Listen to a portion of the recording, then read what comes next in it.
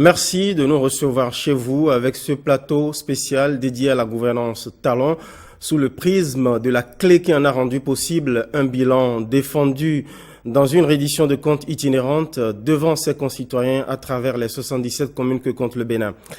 La clé de ce bilan, de réformes inédites et de réalisations pour le moins impressionnantes, c'est ce que lui-même appelle un nouvel état d'esprit. État d'esprit que Patrice Talon souhaite voir survivre à son mandat, même au-delà du prochain qu'il vise. Bref, un état d'esprit qu'il brûle de voir traverser le temps. Quelles sont les valeurs qui sous-tendent ce modèle de gouvernance Talon qu'on peut assimiler à de l'austérité tant il nous invite à serrer la ceinture et faire preuve d'éthique dans la gestion du bien public pour guérir de nos tares longtemps accumulées et donner une chance au redressement enfin de ce pays. Était-ce son secret projet de gouvernance tant on ne le voyait pas venir en 2016? Et quel est son rêve ultime pour l'épanouissement des Béninois sur tous les plans, y compris au plan social, pour le moment en mode serrage de ceinture?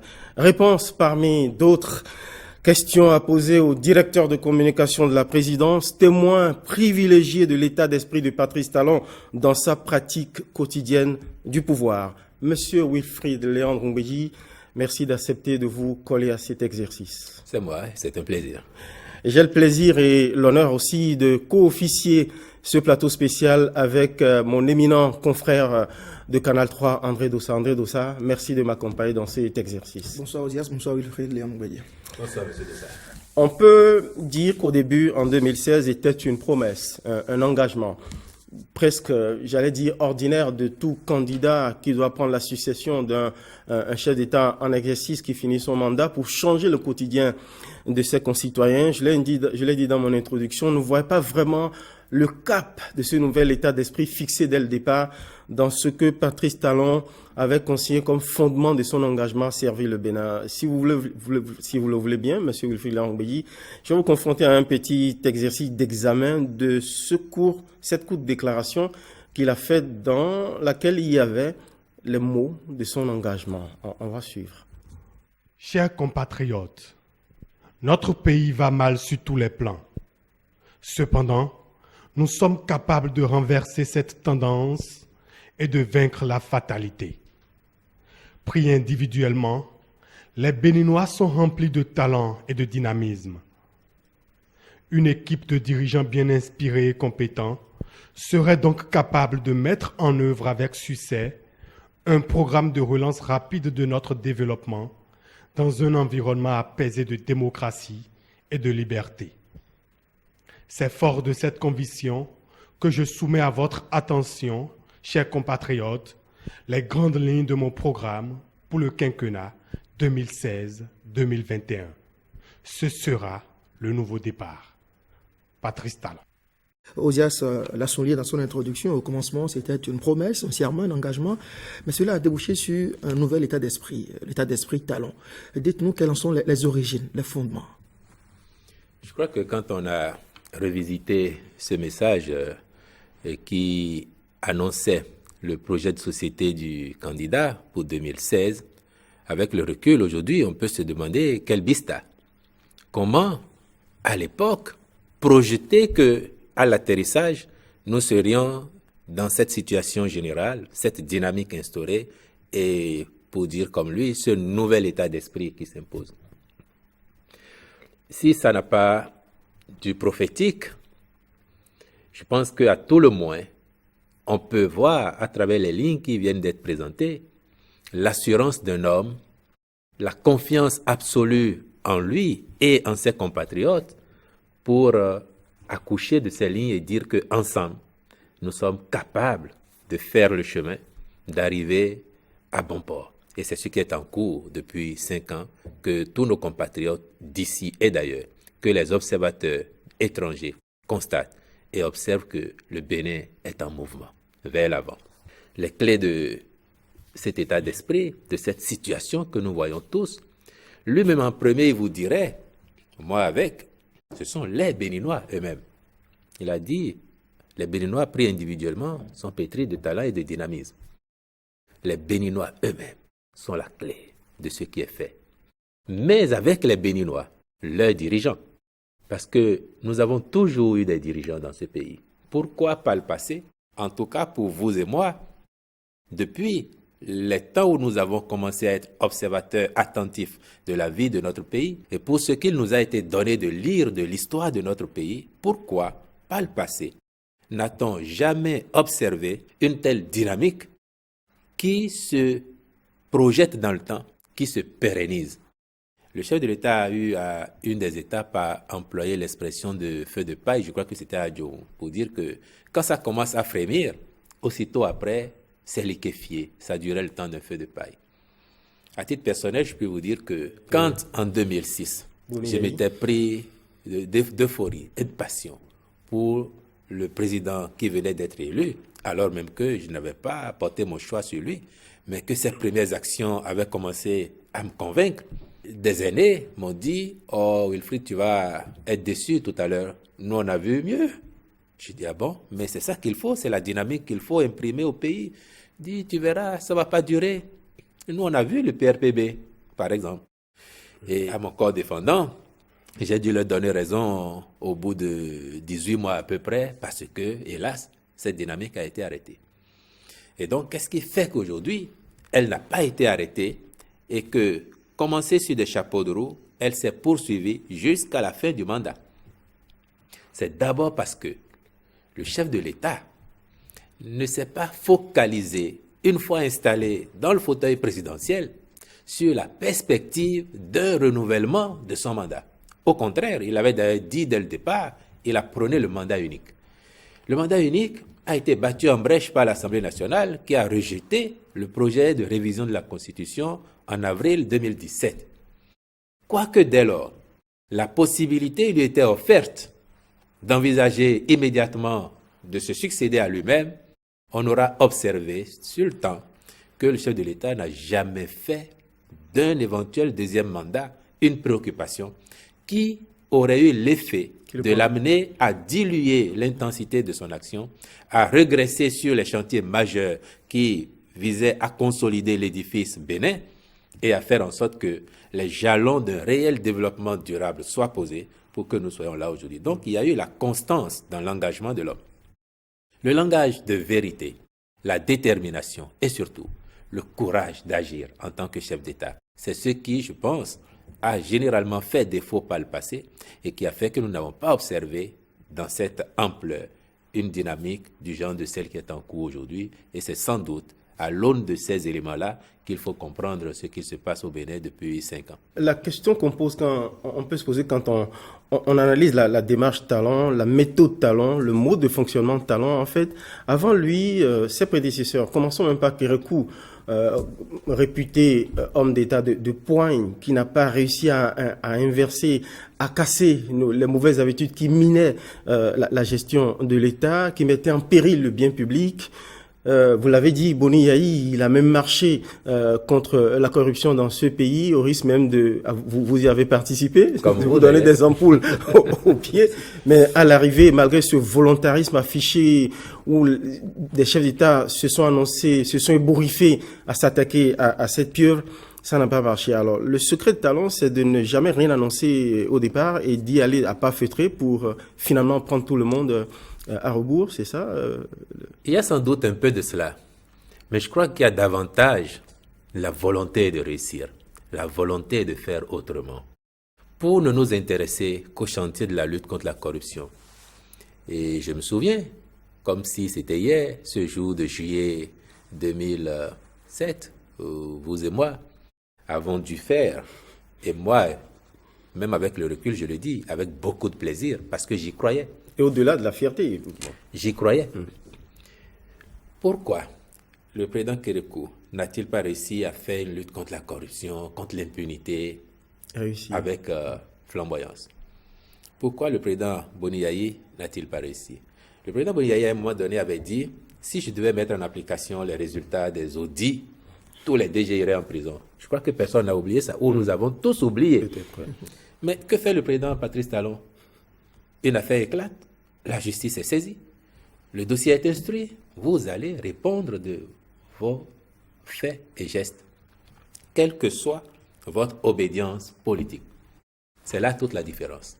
Hier, on pouvait faire du chantage avec des dossiers délicats. Donc, il faut considérer et observer que la volonté d'agir, la volonté de réussir, sans état d'âme, par ailleurs, compte beaucoup dans les résultats que l'on obtient sur le chantier de la lutte contre la corruption et contre l'impunité.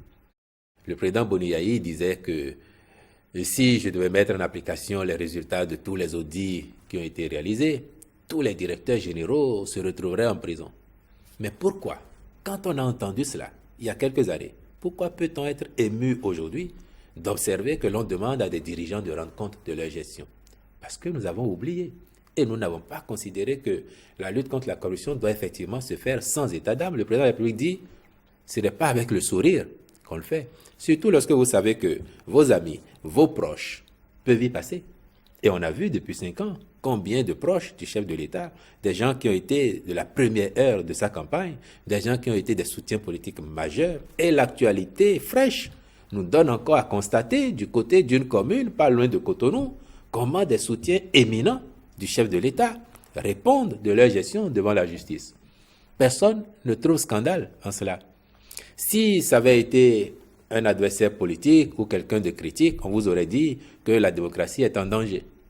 Mais moi, j'observe que entre 2016 et 2020, le Bénin a gagné 15 places au moins dans le classement de Transparency International pour l'indice de perception de la lutte contre la corruption. Ce qui veut dire que l'impunité est en recul dans notre pays. Ce qui veut dire que les faits de mauvaise gouvernance trouvent sanction parce qu'il faut promouvoir la bonne gouvernance. Et ça, c'est à l'actif non seulement des Béninois, mais surtout de leurs dirigeants qui osent montrer le chemin. Parce que Machiavel aurait dit, et quand le chef de l'État a annoncé dès le départ son intention de mener une lutte implacable contre la corruption, nombre d'observateurs ont dû sourire en se disant « Oh, il va se casser les dents parce qu'on en a vu bien d'autres avant lui ». Machiavel dit « À quoi sert-il de tenir une parole que l'on a déjà donnée ?» Mais le président Talon dit « Je m'emploie à tenir cette parole ». Et c'est ce que nous observons.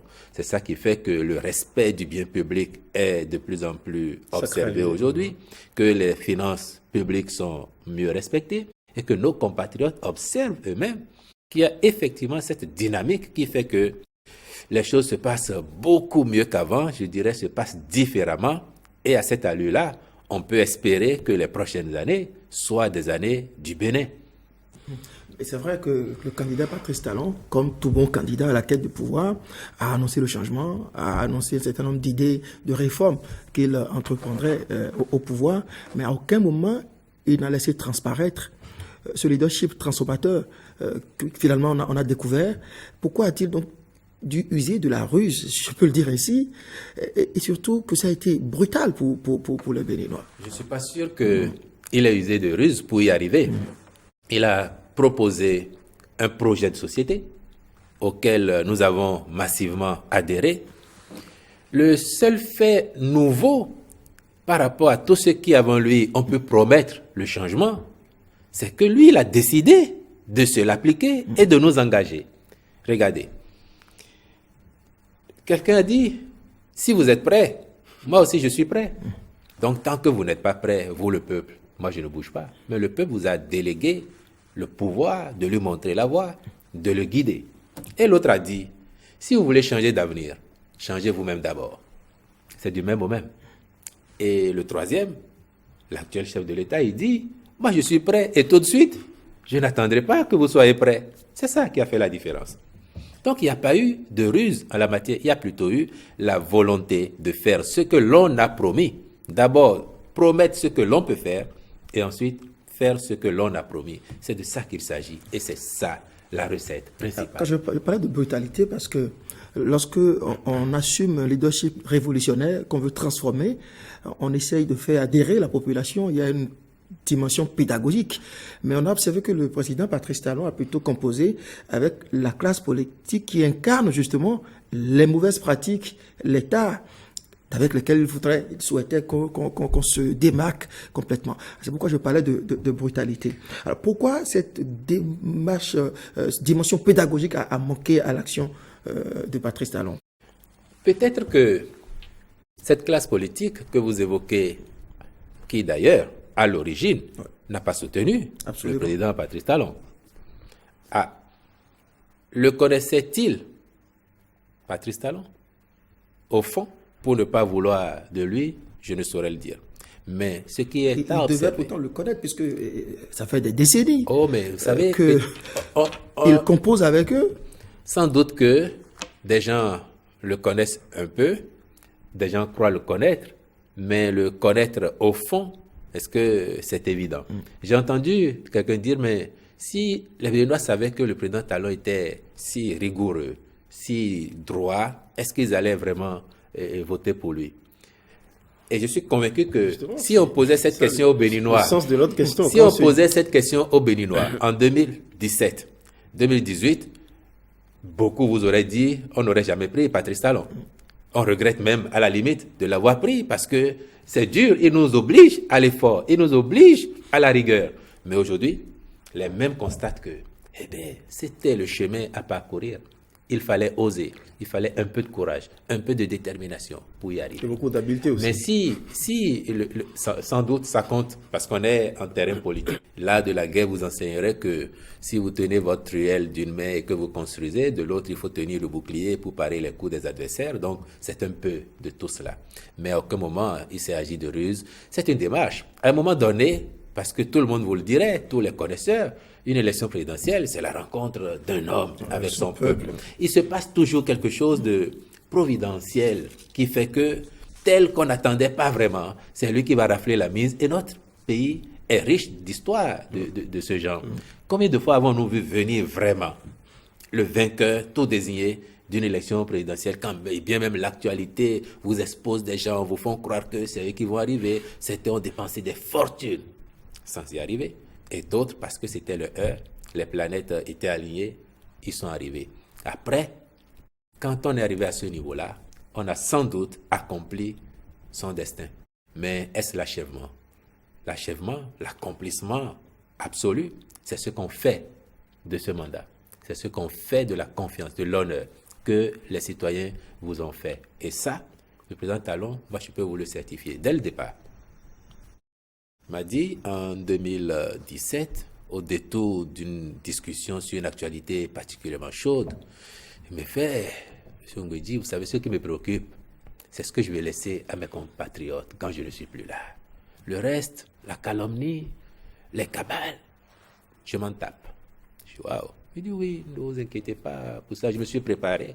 Avant d'accepter d'être candidat, je me suis préparé à tout cela. Et donc, cela ne me fera pas varier sur ma logique, ma vision.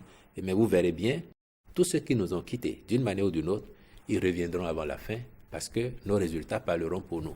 Et je crois qu'il ne s'est pas trompé là-dessus.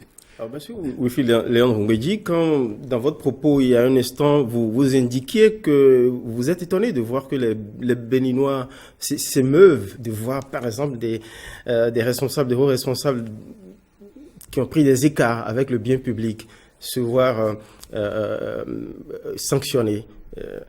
J'ai la faiblesse de croire, et à la décharge des Béninois, que c'est peut-être moins ces sortes d'émotions que plutôt la surprise qu'ils ont de voir que celui qui a accepté de gérer leur destin commun en 5 ans, en leur promettant le meilleur, est tout commencé en cassant. En cassant un certain nombre de règles établies. Oui, on sait que ces règles comportaient beaucoup d'insuffisances et ne nous amenaient pas loin. En commençant par casser, le déguerpissement est passé par là. Ça a créé plutôt là beaucoup d'émoi au plan social. Au résultat, c'est vrai, on a vu le bilan qui a été présenté. Mais pourquoi était-il nécessaire de prendre autant de risques quand on sait qu'il est réfractaire au populisme? Mais était-ce nécessaire de faire payer ce prix-là avant d'obtenir ce résultat qu'on va revisiter? Il n'a pas fait payer un prix. Je dirais peut-être que comme je veux parler du prix social. Oui, il n'a pas fait payer un prix incommensurable. Je dirais même que comme l'autre, Patrice Talon, il n'est pas venu pour abolir les lois. Il est venu pour les accomplir. Il n'est pas venu abolir les lois, il est venu les accomplir. Et vous pouvez visiter notre histoire, vous verrez.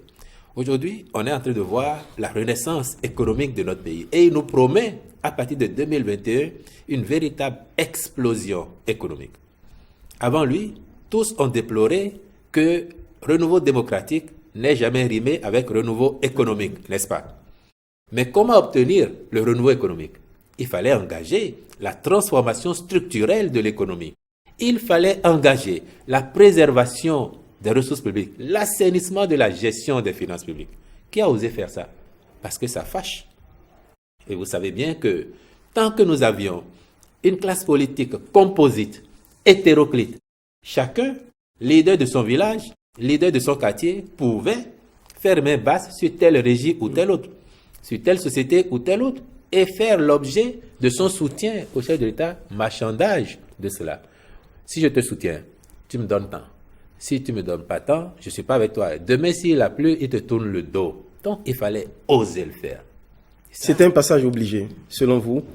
Avec le recul, M. Sounouvou, est-ce que vous n'êtes pas convaincu vous-même que c'était un passage obligé? Tous ceux qui ne l'ont pas fait ont fini par échouer. Et nous avons déploré cela, que des espoirs aient été suscités et qu'à l'arrivée, le fiasco a été au rendez-vous. Vous pensez que le général Kérékou manquait d'ambition?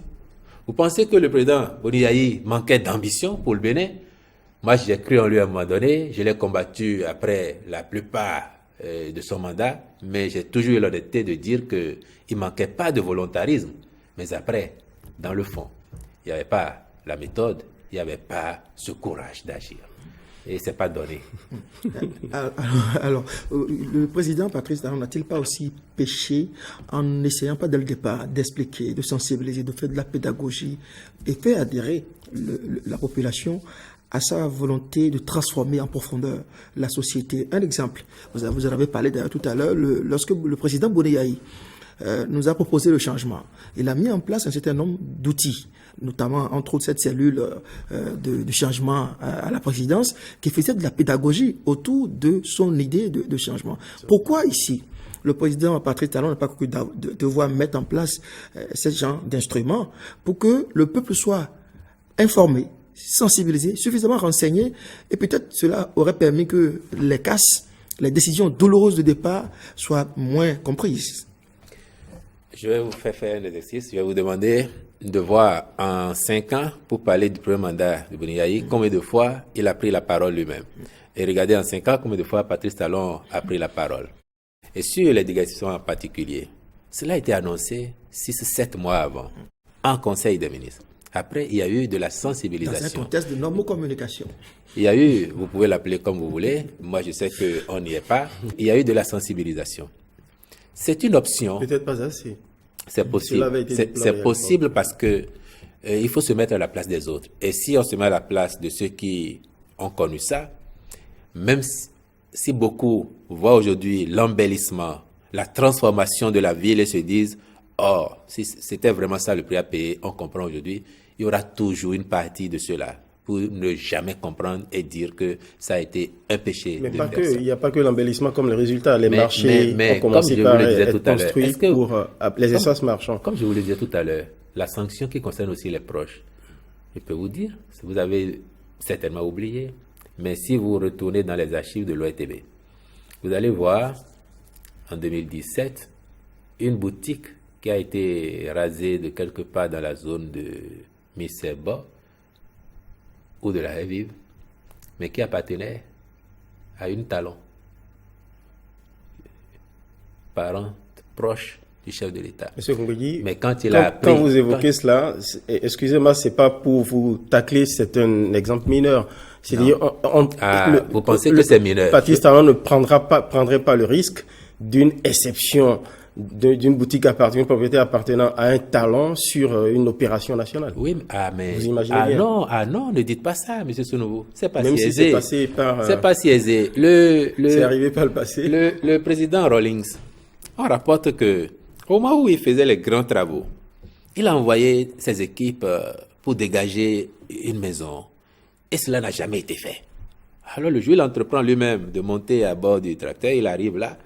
Et quelqu'un vient lui souffler que c'est la maison de votre jeune frère. Il dit, ah bon? Et donc, allez, on passe dessus pour que la route avance. La boutique appartenait à une Talon, je vous ai dit. Elle a été rasée comme les autres.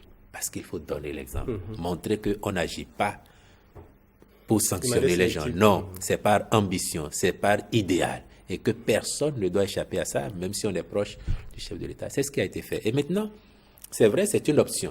Vous voyez, d'autres, effectivement, auraient pris le pari d'aller discuter, de sensibiliser, d'avancer. Mais vous oubliez aussi le contexte, M. Dossa. Le contexte, c'était que nous étions partis sur le mandat unique et qu'il fallait faire vite. Il fallait agir. Et donc là aussi, si vous prenez le temps de discuter, ce qui est utile par ailleurs, mais vous aurez peut-être mis 6 mois, 1 an, parce que, vous le savez bien, vous n'arriverez jamais à convaincre tout ce beau monde-là de la nécessité de faire cette opération. Donc le chef de l'État a dû, moi je comprends ici, faire le choix d'avancer et d'expliquer ensuite, ou bien de convaincre par les résultats pour que tout le monde se dise enfin, ah mais oui, c'était pas si mal que ça, il fallait le faire, et il a osé le faire. En somme, M. Wilfried Léon Gouedji, Patrice Talon, c'est l'homme acquis à l'action et à peu de parlotte. C'est un peu ce qui le caractérise. Je crois que tout le monde est désormais convaincu de ça. Avec lui, il n'y a pas de place pour le bavardage. On va suivre encore un élément de l'actualité toute récente, justement, de sa tournée de réédition de comptes qui montre combien le bilan qu'il affiche fait écho à une promesse qu'il avait, celle-là, annoncée. On va à la régie pour suivre. À la suite de ce mandat que vous m'avez confié, qui lui-même a fait suite à ma tournée de campagne, qui m'a amené ici, à Tangueta. Et si vous vous rappelez, je disais que peut-être que notre heure est en train de sonner, qu'il nous sera possible de relever le défi du développement, que le Bénin est capable de faire face à ses besoins et de commencer à les satisfaire les uns après les autres. Et j'avais dit ici que je serais ce chef d'équipe capable de nous amener à transcender nos compétences, nos capacités, nos grâces pour révéler à nous-mêmes, puis au monde entier, qui nous sommes. C'est vrai, faire son bilan soi-même peut paraître prétentieux. Donc nous pouvons oser apprécier ce que nous avons fait ensemble pour voir si nous avons commencé à donner une lueur d'espoir, voire une certitude à notre capacité de satisfaire nos besoins que nous égrénions depuis des décennies. Il nous manque ci, il nous manque ça, l'eau, l'électricité, la route, l'école, la santé. Est-ce que 5 ans après, notre bilan nous donne l'assurance que nous allons satisfaire tous ces besoins-là bientôt, très bientôt. Parce que nous avons commencé à les satisfaire de manière visible, de manière massive, de manière importante, qualitativement et en vitesse. Quand j'observe le Bénin, et c'est ce que je voudrais inviter les uns et les autres à faire, est-ce qu'on ne voit pas que nous avons mis notre pays en chantier, presque dans tous les domaines? Pendant un même quinquennat, est-ce que nous n'avons jamais atteint ce rythme-là, cette ampleur, depuis nos indépendances? Non, il faut oser le constater, c'est non. Ce n'est pas prétentieux, mais c'est ce que nous sommes en train de faire depuis bientôt 5 ans. On voit que le pays est en chantier dans une ampleur jamais inégalée. Et le mérite des hommes, des générations, c'est d'être capable, en leur temps, de faire face à leurs défis, de les relever, à leur satisfaction et à la satisfaction des générations à venir. Alors pour accomplir toutes ces actions, pour accomplir ce leadership de révolution dont je parlais, Patrice Talon a fait le pari de l'impopularité. Mais quel prix avez-vous dû payer? Je dis vous, je parle de ces équipes, de ces collaborateurs. Mais je peux vous dire que ça n'a pas été facile. Ah non, ça n'a pas été facile, surtout sur la première moitié du quinquennat. Quand vous avez en face une adversité aussi féroce que celle qu'on a dû affronter, mais que vous avez un chef qui résolument tient le cap, qui vous dit ne faiblissez pas, nous allons y arriver, mais que vous souffrez et que parfois vous dit non, ne répondez pas à ça, ça va passer. Vous vous demandez sur quoi il compte. sur quoi il compte. Et il y a eu des épreuves.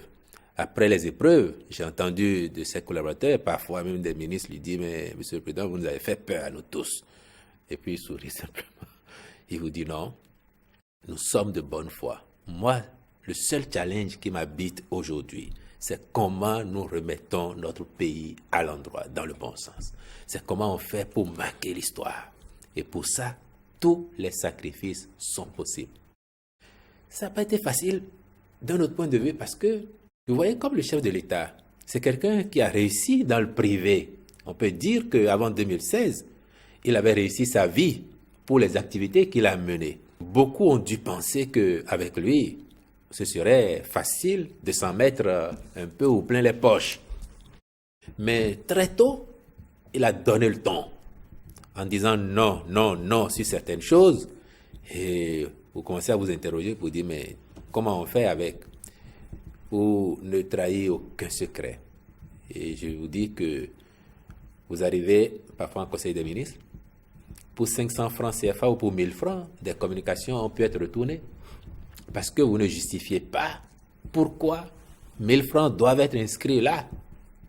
Il dit, c'est le principe, peu importe le montant, qu'il s'agisse de milliards ou qu'il s'agisse de 100 francs ou de 1000 francs, je regarde ça avec les mêmes yeux. Donc le principe, c'est ça qu'il faut appliquer. Et très tôt, les gens ont commencé à se dire, ah mais tiens, effectivement, les choses ont commencé à changer. Les choses changent. Et lui-même, il est resté constant. Constant. Au plus fort de l'adversité, là où on aurait pu le voir rompre et diluer l'action, dit non, l'histoire nous rendra témoignage. Même si aujourd'hui nous ne sommes pas compris, l'histoire nous rendra témoignage. Et le clou de ça a été une séance à 8 ou 10 mois des élections législatives de 2019, j'aime la raconter, où le titulaire du dossier a fait son exposé, a suggéré une façon de traiter le dossier et a ajouté, surtout que nous sommes à quelques mois des élections. Et j'ai dit, c'est le bout de phrase qu'il ne fallait pas lâcher. Quand le chef de l'État il regarde la salle, il demande, mais monsieur le ministre, depuis quand on fait les choses ici en pensant aux prochaines élections?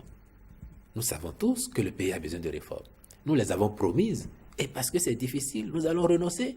Si nous renonçons, est-ce que nous honorons l'honneur que le peuple nous a fait de nous confier ce mandat? S'il ne tient qu'à moi tout seul, j'aimerais bien qu'on m'applaudisse quand je sors dans la rue. Mais pour le faire, comme avant là, comment procéder? C'est l'argent du peuple. Il suffit de distribuer un peu à quelques-uns et puis ça y est. Mais nous aurions péché contre le peuple. Et il ajoute, on ne fera pas comme ça.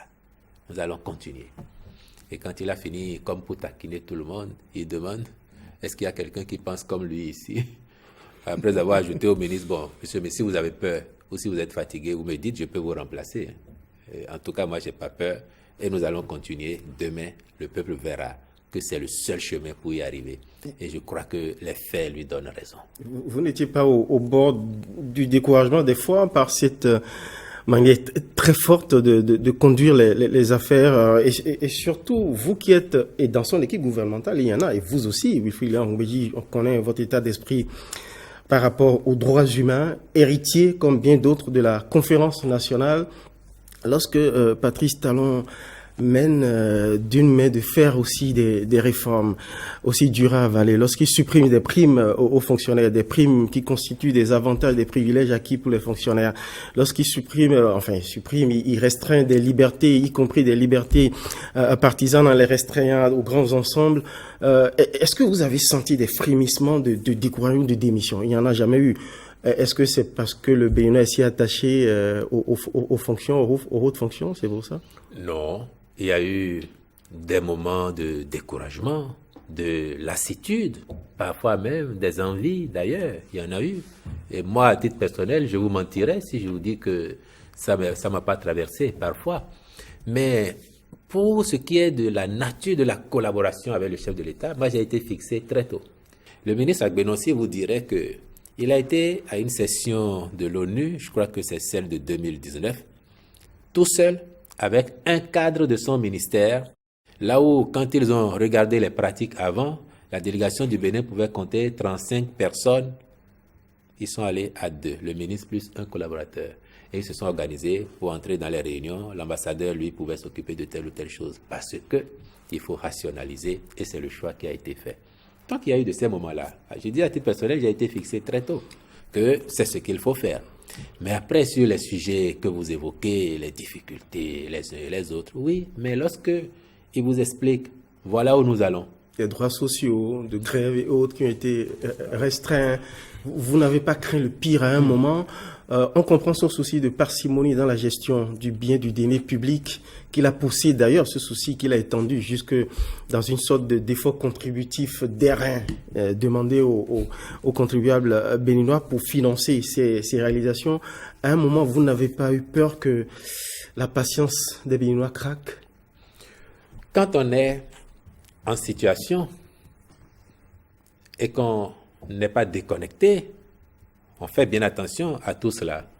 Mais on a régulièrement remonté aussi la perception, le ressenti, les craintes des populations et des collaborateurs au chef de l'État et à son équipe. Mais encore une fois, moi je crois que c'est un monsieur qui a une longueur d'avance, manifestement une longueur d'avance. Chaque fois, il vous a dit. C'est là le mystère, quand on oui, analyse le style de gouvernance. C'est là le mystère, mais moi je sais aussi qu'il y a une mystique du pouvoir. Il y a une mystique du pouvoir qui fait qu'il y a aussi une part d'insondable à cela. D'où est-ce qu'il puise son inspiration? D'où est-ce qu'il puise son assurance? Je serais incapable de vous dire radicalement, c'est de cette façon, de cette façon. Mais quand on voit comment l'homme est bâti, quand on voit son parcours, quand on voit ce qu'il dégage, il vous dit, je suis de bonne foi. Ce que nous faisons là, c'est pas pour nous, c'est pour le bien du pays. Et demain, même ceux qui n'ont pas compris aujourd'hui diront, ils ont raison. Et j'observe que chemin faisant, cet état d'esprit s'est imposé et les Béninois eux-mêmes, y compris les plus critiques hier, ont commencé à dire, mais à la vérité, ce monsieur, il voyait avant nous, il savait où il voulait nous conduire. Aujourd'hui, voilà que nous approchons le but. Le Bénin se transforme. Nos mentalités ont commencé à se transformer. Le nouvel état d'esprit qu'il évoque si tant se met en place. Les Béninois développent de plus en plus un certain fighting spirit. On n'est plus pessimiste. Vous êtes en train de nous démontrer là que les Béninois ont adhéré à ce nouvel état d'esprit. Est-ce que c'est une adhésion, une soumission librement consentie, ou bien c'est peut-être la peur du gendarme, puisque désormais on a les rapports avec le bien public ont changé. Est-ce que ne s'agit-il pas vraiment de ça, d'un sentiment de peur plutôt que d'une adhésion, à ce nouvel état d'esprit? Une ferveur, un enthousiasme spontané. Si on veut analyser objectivement, on peut considérer que sur les premiers mois, il y a peut-être eu une certaine crainte, une certaine peur. C'est vrai. Mais avec le temps, parce que les Béninois voient bien que c'est pas un homme méchant, c'est pas un animal. Non, il a du cœur, il a des sentiments, il a de l'émotion. Et les Béninois même voient que ce qu'il propose porte ses fruits. Aujourd'hui, c'est plutôt par adhésion, plutôt que par peur ou par crainte. Il y a sans doute certains de nos compatriotes qui ne comprennent toujours pas la nécessité de faire les choses ainsi, qui ne voient même pas que le pays se transforme. Et il y en a qui vous le disent, c'est leur droit que nous respectons. Mais on sait au moins aujourd'hui que la grande majorité de nos compatriotes considèrent que quelque chose se passe au Bénin. Qui aurait imaginé, en toute honnêteté, que le Bénin irait sur le marché et le marché international pour lever en un seul coup 656 milliards de francs CFA. Chaque fois que nous avons été sur le marché, c'était pour prendre combien? 100 milliards, 20 milliards, 30 milliards. Nous sommes allés pas sur le marché africain, européen, américain, pour mobiliser de l'argent. Si demain, nous allons lever 1000 milliards, 2000 milliards de francs CFA, c'est parce qu'une dynamique est en cours. Ça peut paraître banal, mais c'est une prouesse qui vaut son pesant d'or parce que même le financier international, Lionel Zinsou, ancien challenger de Patrice Talon, a eu le chic et l'honnêteté intellectuelle de reconnaître que c'est une prouesse continentale. Voilà pourquoi je dis que même des gens qui hier n'y croyaient pas, parce que ne nous voilons pas la face et nous parlons à nos compatriotes, soyons le plus transparents, le plus objectifs possible. Beaucoup ont pensé au départ que Patrice Talon n'était pas fait pour le job. et que à la limite, Raison c'est pour pas laquelle tous lui ont tenu à la la- limite que c'est par effraction que il est entré dans la maison du pouvoir. Donc beaucoup ont pensé qu'il n'était pas fait pour le job. Et pour cette raison-là, ceux qui ont espéré avoir telle part, tel morceau du gâteau pour ainsi continuer comme ça se faisait avant, ont été déçus de voir que mais c'est un homme qui marche droit, qui sait où il veut aller, à qui on n'en impose pas. Et aujourd'hui, les gens comme Lionel Zissou, pour le reprendre, avec l'honnêteté intellectuelle qui convient, observe, parce que j'ai noté il y a quelques mois qu'il avait déjà trouvé que le Bénin était en travail, que l'économie commence à bouger, et qu'il salue cette opération-là. Je pense que c'est tout à fait honnête de sa part. C'est juste de dire les choses comme elles sont, et il n'est pas donné à tout le monde. Quand dans ce contexte de Covid, lié à la fermeture des frontières par le Nigeria, le Bénin finit l'année 2020 avec un taux de croissance de 2% et plus. Vous pensez que c'est anodin? Sans ces aléas-là, nous aurions consolidé les 6,9% de croissance que nous avons réalisé l'année d'avant et nous serions peut-être passés à 7 ou 8% de croissance. Mais ça, c'est très bientôt dans les toutes prochaines années.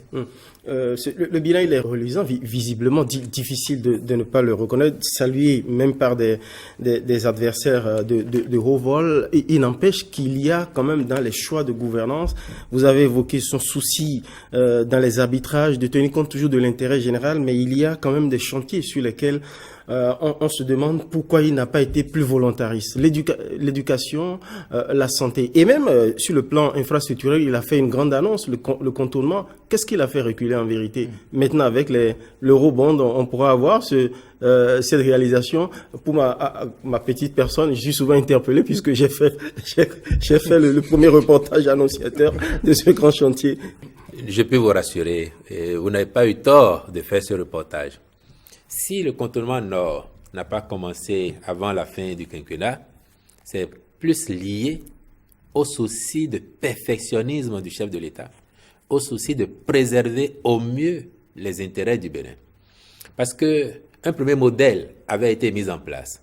Et je me souviens, comme si ça datait d'hier, au cours d'une réunion, le chef d'État évoque le sujet et dit « Oh, nous n'allons pas continuer sur cette lancée-là. Parce que si nous réalisons ça ainsi, c'est le Bénin qui va perdre. » Non, on va revoir le modèle, relancer, et puis cela va se faire. Vous savez bien qu'actuellement, les études sont en cours de finition pour s'assurer, parce que nous avions relancé, quand le modèle a été changé, pour que l'État lui-même le porte, nous avions commandé à nouveau des études approfondies pour ça. Et il a annoncé à Semekodi justement que, Inch'Allah, avant la fin 2021, que ce projet de contournement nord commencerait. Donc, ce n'est pas renvoyé au calendrier grec. Vous pouvez être rassuré que cela va se faire.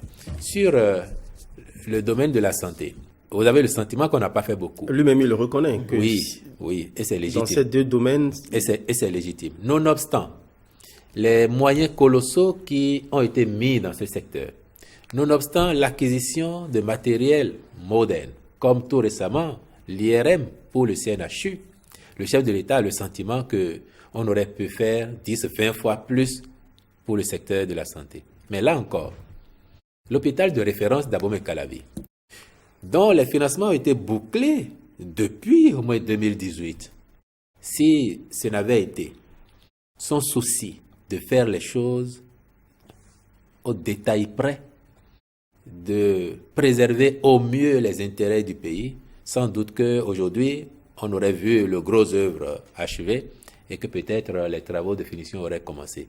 Mais là encore, malgré la disponibilité de l'argent, le chef de l'État a dit, patientons.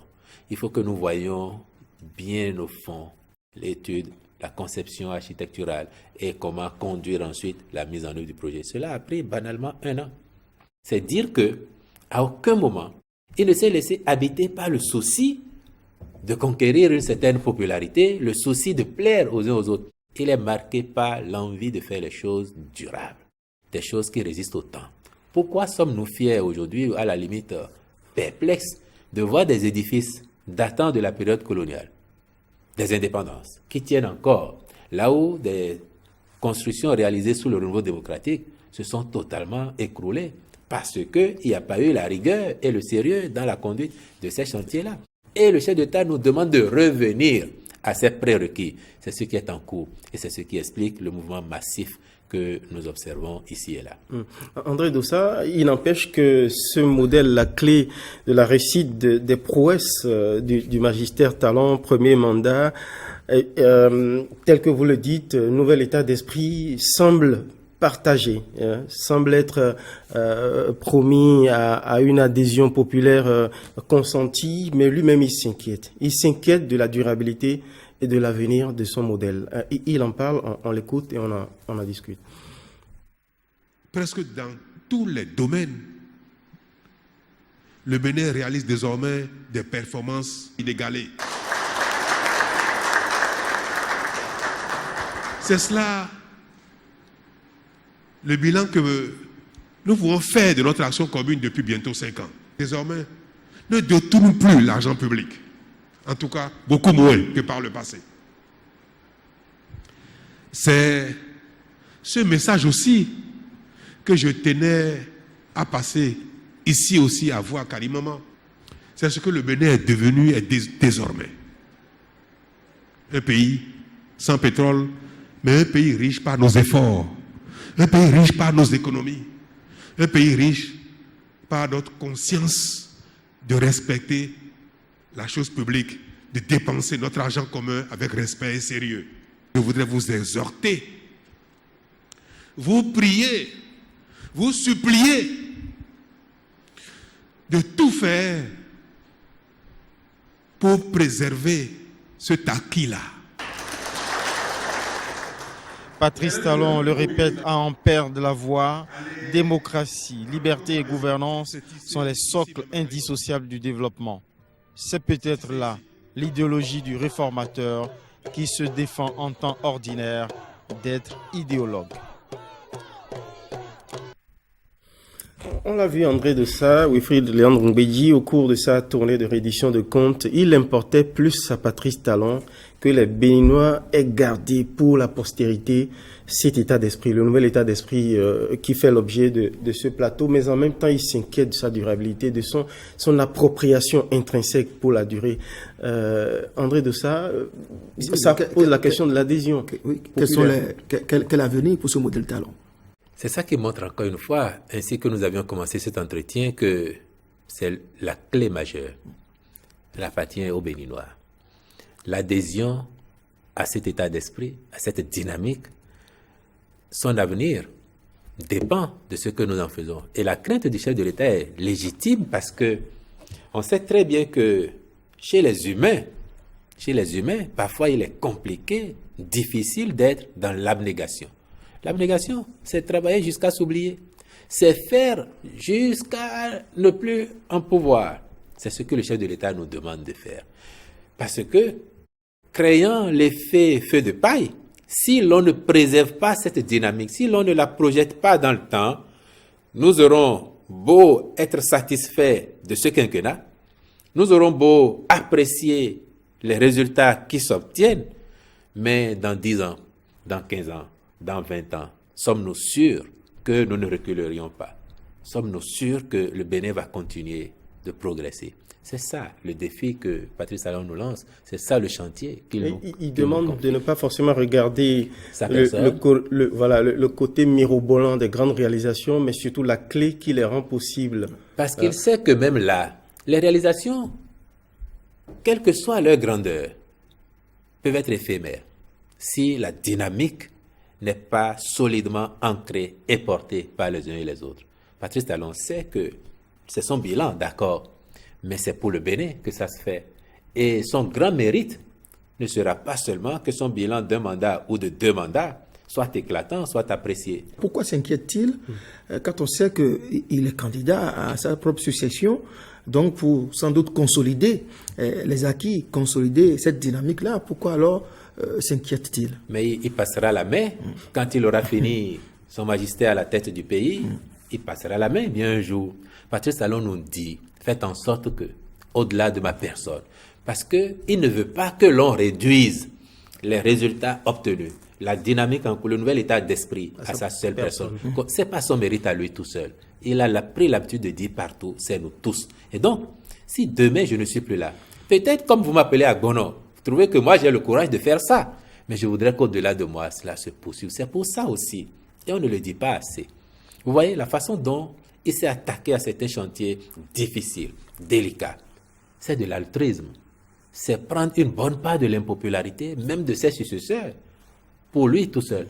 Et dire aujourd'hui, nous allons tourner cette page pour que mes successeurs aient la tâche facile. Que demain, s'ils veulent faire ci ou ça, que cela devienne naturel et que l'on ne se préoccupe plus même de savoir quel coup je vais recevoir, quel va être mon niveau de popularité au sein de l'opinion. Non, que ça devienne un réflexe pour nous et que l'on le fasse parce que tous les grands pays ont pris par là pour être où ils sont aujourd'hui. À un moment donné, les valeurs, les principes deviennent les outils du quotidien. Et ce n'est qu'ainsi que l'on fait. Lorsqu'en France, pour donner l'exemple de ce pays, un ancien président de la République peut être déféré devant les tribunaux pour répondre de sa gestion. Personne ne vous dit que la démocratie est en danger. Bon, bien sûr, vous entendez 2 ou 3 acteurs sans grande importance vous dire oui, on a kikine un ancien président, mais ils ne vous diront pas la démocratie est en danger. La liberté d'expression est en danger. Non. Le jeune Français vous dira c'est de l'essence de la démocratie que l'on aille rendre compte de sa gestion. Parce que ici encore, c'est pas totalement partagé. Et j'ai donné l'exemple tout à l'heure. C'est curieux quand même que personne n'ait dit. Lorsque les proches du pouvoir répondent, ils défilent devant les tribunaux, tout le monde est content. Hein? Mais si demain, vous invitez un opposant à répondre de ses actes, vous allez lire sur les réseaux, vous allez entendre dans la presse que oh, c'est parce qu'il est opposant qu'on le pourchasse. On vous dit, venez répondre. C'est une présomption. Vous êtes présumé par ailleurs innocent. La justice vous appelle. Monsieur le juge, monsieur du tribunal, oui, mais voilà, vous me reprochez telle chose. Non, je ne me reconnais pas dans ça. Voilà les preuves qui font que vous ne pouvez pas me condamner. Ah, ça par contre, oui, je crois qu'il y a quelque chose à me reprocher. C'est aussi simple que ça. Mais si on appelle quelqu'un parce qu'il n'est pas de votre bord, oh, la justice est instrumentalisée. C'est une chasse aux sorcières. Mais personne ne dit ça quand les proches du pouvoir sont devant les tribunaux. Cela, demain, doit devenir un acquis pour tous. Pour que si on nous appelle, que l'on aille répondre de sa gestion, que l'on se défende devant les tribunaux pour laver son honneur. Et si l'on est condamné parce qu'on aurait effectivement commis ce qui nous est reproché, que l'on sache aussi que c'est le prix à payer parce que les Béninois, ils font des efforts tous les jours. Les Béninois qui n'ont pas assez d'eau potable, qui n'ont pas assez d'électricité, qui n'ont pas assez d'école, qui n'ont pas assez de centres de santé, mais parce que tout cela est le fait de quelques-uns d'entre nous qui ont eu l'indélicatesse de détourner les ressources publiques, de penser que c'est leur propriété, c'est de leur fait. Donc ces Béninois-là attendent bien qu'on sanctionne les auteurs de leur mal-être, de leur mal-vivre. Et c'est ça qui a commencé aujourd'hui pour que plus jamais personne ne confonde la caisse publique à sa poche, que personne ne confonde le bien de l'État à son bien privé. Monsieur Wilfried Léon, quand le chef de l'État, dans un cri de cœur, il demande aux Béninois de marcher éventuellement, lorsque cela sera nécessaire, contre les dérives d'une gouvernance catastrophique, du fruit du sacrifice individuel de chaque Béninois, vous pensez, et de défendre justement la bonne gouvernance comme nous défendons de manière viscérale l'héritage démocratique, c'est un vœu pieux de voir ça arriver au Bénin? Oh que non, c'est pas un vœu pieux. Pourquoi ce n'est pas pieux? Ce n'est pas pieux parce que désormais au Bénin, la lutte contre l'impunité a un contenu. La lutte contre la corruption a un contenu. Donc, il fait en sorte de placer la barre tellement haut que tous ceux qui vont lui succéder demain seront liés par cette obligation de faire mieux.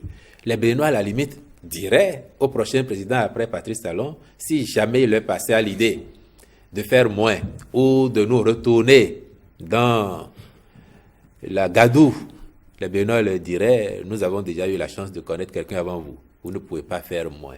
Il rend donc difficile sa succession.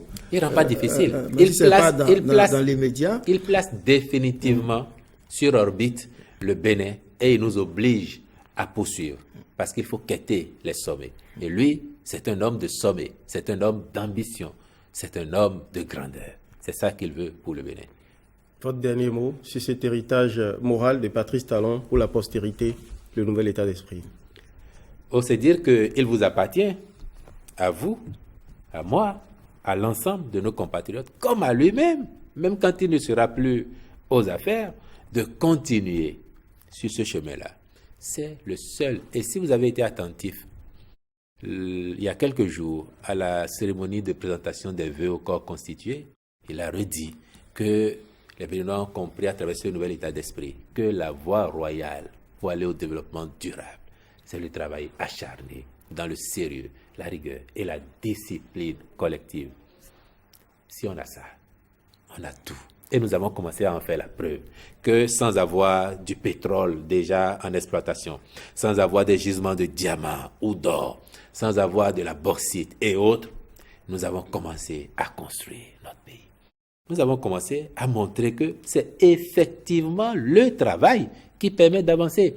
C'est moins la richesse naturelle que le désir d'y arriver, dans la rigueur, dans l'assiduité au travail.